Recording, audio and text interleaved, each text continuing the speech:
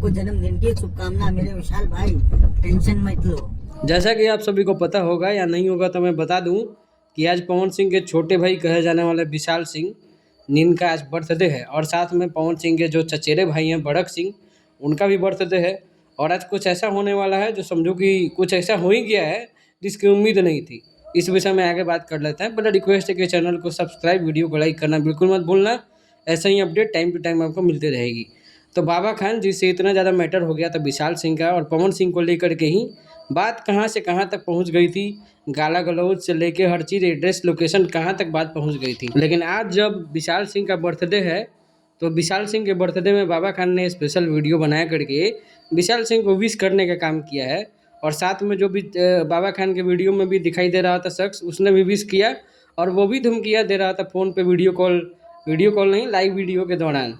और आज जो है दोनों ने वीडियो बना करके विशाल सिंह को विश किया है। अब इसके बाद फैंस जो है काफ़ी लगातार ऐसे बोल रहे हैं कि ये पवन सिंह यही पावर है जिसके आगे सभी को झुकना पड़ा है। और आज हो सकता है कि विशाल सिंह का बर्थडे का पार्टी हो और इसका भी वीडियो आपको कहीं देखने को मिल जाए। चैनल को सब्सक्राइब करके बने रहना, मिलते हैं।